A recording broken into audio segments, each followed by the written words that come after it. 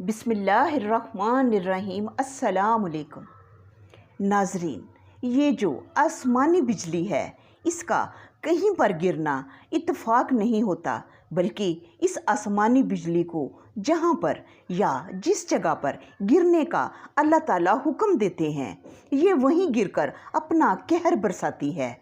इस बात का सबूत कुरान मजीद में सूरह राद की आयत नंबर 11 में वाज़ेह है।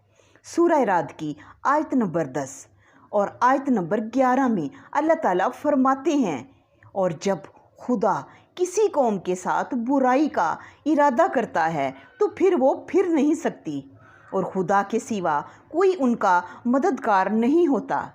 और वही तो है जो तुमको डराने और उम्मीद दिलाने के लिए बिजली दिखाता है और भारी भारी बादल पैदा करता है, और रात और दूसरे फरिश्ते उसके खौफ से उसकी तस्बीह और तहमीद करते रहते हैं। वही बिजलियां भेजता है और फिर जिस पर चाहता है गिरा भी देता है। और नाजरीन, ये जो रात का जिक्र है ये रात नामी एक फरिश्ता है। जिस तरह अल्लाह ताला ने दूसरे फरिश्तों की ड्यूटियां लगाई हैं, उनको ज़िम्मेदारियां सौंपी हैं, उसी तरह रात नामी एक फरिश्ते को, उसी तरह रात नाम है एक फरिश्ते का जो बदली का रखवाला है, उसका निगहबान है। तो नाजरीन, इन आयात से ये ज़ाहिर होता है कि मेरा रब जिस पर और जहाँ पर चाहता है बिजली गिराता है। और हमारा तो अकीदा है कि आग चाहे दोज़ख की हो या इस दुनिया की, वो रहीम वो करीम अपने बंदों को जला नहीं सकता।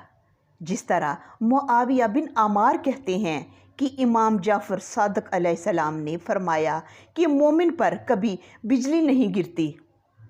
इस पर एक शख्स ने कहा कि हमने फ़लाँ शख्स को देखा जो मस्जिद हराम में नमाज पढ़ रहा था, तो उस पर बिजली गिर गई। इस पर इमाम अलैहिस्सलाम ने फरमाया कि वो शख्स बज़ाहिर नमाजी था, लेकिन हरम के कबूतरों को मारा करता था, इस वजह से इस पर बिजली गिरी।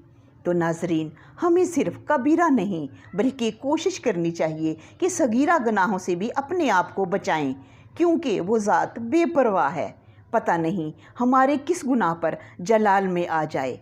अल्लाह ताला हमें तमाम ज़मीनी और आसमानी आफतों और बलाओं से अपने ईमान में रखे, और रब्बे कायनात आपको अर्श और फर्श दोनों जहान की खुशियाँ नसीब फरमाए।